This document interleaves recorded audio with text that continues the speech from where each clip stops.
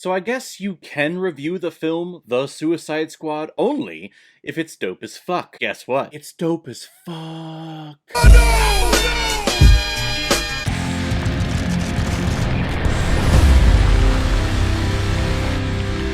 The Suicide Squad, released in theaters and on HBO Max here in 2021 this past weekend, and is directed by James Gunn, who has also directed such films like Slither, Super, and The Guardians of the Galaxy Volumes 1 and 2. And thankfully is returning to direct Guardians of the Galaxy Volume 3, even though he was previously temporarily fired from the job just because of some tweets that he put out like over a decade ago that he had already apologized for, but someone was digging and they're like, hey, you said something offensive. Hey, Disney, this guy said something offensive. Aren't you gonna do something? So Disney fired him and Warner Brothers was like, hey, since you're fired, what are you doing? You want to do some DC stuff? Thankfully, he had already signed a deal to direct The Suicide Squad before he was rehired by Disney for Guardians of the Galaxy Volume 3. Overall, though, it's a win-win for everyone, because this movie is awesome. And this film is starring Margot Robbie, Idris Elba, John Cena, Joel Kinnaman, Daniela McQuire, Viola Davis, and the voice of Sylvester Stallone. Amanda Waller is famous for her Task Force X Squad, where she takes a bunch of locked-up criminals,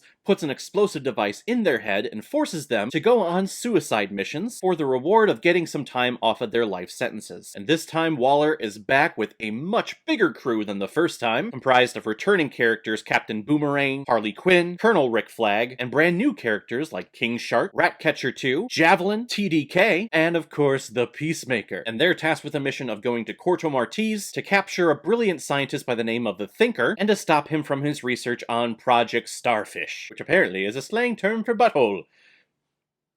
Things I learn every day. So I think we all remember the original Suicide Squad that came out in 2016 and how much of a hatchet job that movie was, cut to pieces. They gave it to a trailer company to re-edit it and to just put all of these radio songs in to kind of cover up the fact that it was kind of a mess. I think eventually, in the near future, we are going to get the error cut, the original director's cut, of what the director originally had intended for that film before Warner Brothers got their hands all over it and was freaking out because Batman v Superman was just so dark and it didn't do as well as we wanted it to. Because Warner Brothers wanted Suicide Squad from 2016 to be their Guardians of the Galaxy, because James Gunn released that film 2 years prior to the original Suicide Squad, and I'm sure they were like, hey, we want that. We want fun characters with a very retro soundtrack. Give us that, please. And here in 2021, they finally have their wish. They actually have James Gunn. They have a really fun soundtrack with this film, not as blatantly obvious as the 2016 movie, where it's like, hey, let's introduce every single character, and it's going to be like turning the dial on a radio, and we just cut from one famous song to the next. Here, the songs play into the narrative and play into the story. In fact, the very first song we hear is Folsom Prison by Johnny Cash, and we're getting introduced to the character of Savant. See, all of that style makes sense. The style of this overall film is impressive, and it's really cool. We have chapter titles that are implemented in here, but it's not just like, hey, we cut to black, and the title comes up, and we move on to the next chapter like they did in Zack Snyder's Justice League, which I like. I like the little break, because that movie is 4 hours long. Here, the title sequences are actually in the scenes, and they play into the story, too. And they actually change in mid-sentence, because, of course, their plans do change in this movie. I mean, when does everything go to plan? The film is more colorful than the original. The characters are, in my opinion, better written than the original. Of course, I'm not demeaning David Ayer for his story, because we all know that film was, again, cut to shit. I'm gonna stop talking about the original Suicide Squad, though, and just focus on this movie. James Gunn, he knows how to take these characters, these villains, and really side characters that you would never think of or give any attention to. People like Polka-Dot Man or Ratcatcher 2, and you're like, put them in a movie where they live in this universe with Superman, Batman, and Wonder Woman. That'll never happen. It does happen, and they're incredible. James Gunn deserves as much credit as you could possibly give him. After he's done with Guardians 3, I would be shocked if Warner Brothers didn't contact him and say, hey, you want to do a sequel, or do you want to do something else in this universe? because he's given them one of the best DC films of all time. I mean, nothing can touch the original Dark Knight trilogy in my opinion, but that's my opinion. Really cool cinematography here. We have fight sequences that you see just in the reflection of a helmet. It's so freaking cool! And like I said, these characters are so much more fleshed out than the original film, and I love these characters even more. Even characters that are returning, I love them more in this film than in the original. Starting off, Margot Robbie, again, proves she is a national treasure. She is such a smart freaking businesswoman just to market herself around this character of Harley Quinn, which is one of the most popular characters in the whole DC universe, films, TV shows, comics, whatever. Margot Robbie is this character, and she will be this character forever. No one else can play this character, at least in the next 30, 40 years. She was good in the original Suicide Squad, she was great in Birds of Prey. Here, she is even better, and I didn't think that was possible. Idris Elba, who plays Bloodsport, again, is amazing. Idris Elba is one of those actors who I guess I never really pay attention or I have any excitement over whenever he's announced for a film, but then when you see him in the film, you go, oh my god, you are an incredible actor. How are you not James Bond already? Give it time, there's one more film to go. Leading up to this movie, I wasn't giving his character a lot of time or a lot of interest on my part because I felt like he was a stand-in for Will Smith's Deadshot, and he's not in this movie. And he kind of is. There are similar story beats here where he has a daughter and he's doing something for his daughter. He's really good at shooting people, but I will admit that I like this character Bloodsport more so than I do Deadshot, because this character I think is more flawed and more reserved and more introverted, and I like that more. King Shark was amazing, and I knew he was going to be. He was going to be that type of Groot-ish character, if we're comparing this to Guardians. Just that simple, weird CGI creature, but the CGI looks great. Voiced of all people by Sylvester Stallone. Come on! Yo, Adrian, I stunk the orca! And we also have Polka-Dot Man in this film, who, his character is stupid. Let's just admit that. In the comics, this character, he shoots out polka dots. That's it. Created probably just because he looks good on page. But son of a bitch, he has a great character arc in this film. I love him. I love this character. I love all these freaking characters, including the person I was the most excited for, John Cena's Peacemaker. As he's called himself in interviews, he's the douchebag Captain America. He doesn't care how many men, women, or children he has to preserve freedom.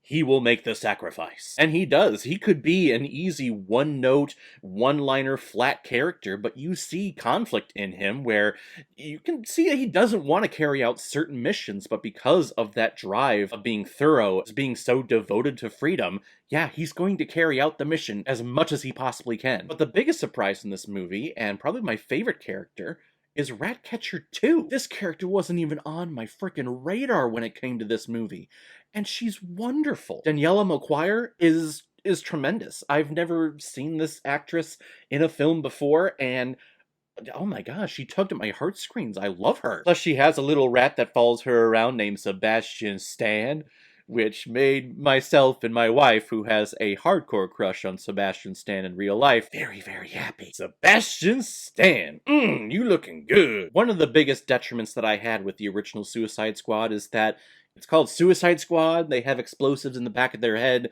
because if they go off mission, Amanda Waller just pulls the trigger, or she can just pull the trigger whenever she wants. She's that damn powerful. And we only got one of those in the original film, Slipknot.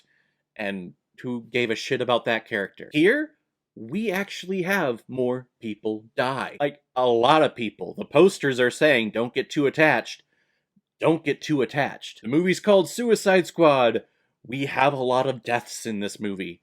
Thank you. And it all adds to the mystique and the powerful, villainous side of Amanda Waller that we kind of got in the original, but here it's just amplified. You see how much of a badass and how much of a bitch Amanda Waller is. And Viola Davis is one of the best actresses in the world working today, and she's just stellar. This movie is overall stellar. I'm hesitant of giving this a perfect score, just because I don't want to be like, hey, you're that fanboy who's like, ooh, bright, shiny, brand new thing. Of course you're going to give it perfect score. I am so close to doing that, though. Is the movie for everyone?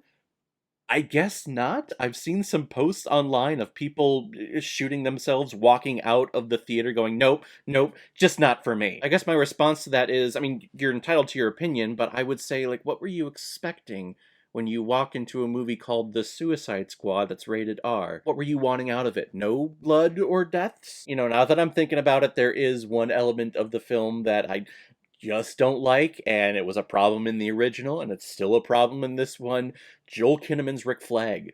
Joel Kinnaman, it just doesn't do it for me. Earlier I mentioned characters being flat. I mean, that's Joel Kinnaman as an actor.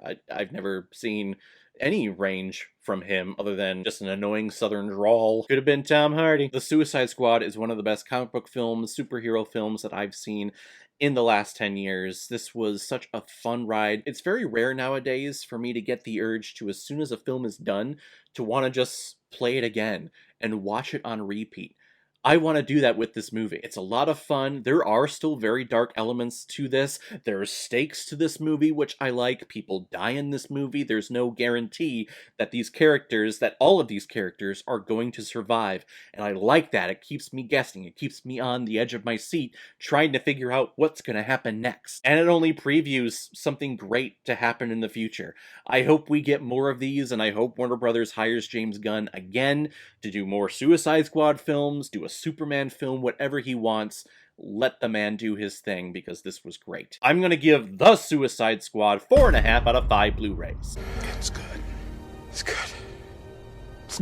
Alright everyone, now comes my favorite part of my videos where I pick which movie I'm going to be watching next, and the next one is a PayPal recommendation, PayPal donation from, again, two of the biggest supporters that I have on this channel, Mr. and Mrs. Rusted Beetle. This was on the list of all the recommendations that you've sent me and the donations that you've provided me, which, again, I'm so humbled and thankful for. Thank you both so much. You two recommended a movie called Steel Magnolias, which I have heard about, and I know it's based on a play that I just haven't seen. You would think, me being a theater professor, that I would have seen it by now.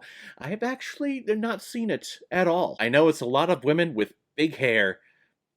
That's all I got from it. So we'll check out Steel Magnolias next time. If any of you have recommendations of films that you want me to review on here, you can make a PayPal donation on the main page of my YouTube channel. Any size donation will do. Just attach your movie recommendation with your donation, and if I have access to it, I will watch it, review it, give you a shout out on the channel, and get my review of it published as quickly as I possibly can. So guys, have you seen The Suicide Squad? What did you think about it? Where does it fit in the ranking of all of the DCEU films since Man of Steel? Whatever you thought, comment below, let me know what you thought about it. And as always, if you like what you see here, if you like my take on movies, then hit the subscribe button, and make sure you hit that bell so you'll know the next time I'm releasing the next movie review. So guys, I will see you next time with my review of Steel Magnolias. So in the meantime, be well, be good to each other, and go watch a movie.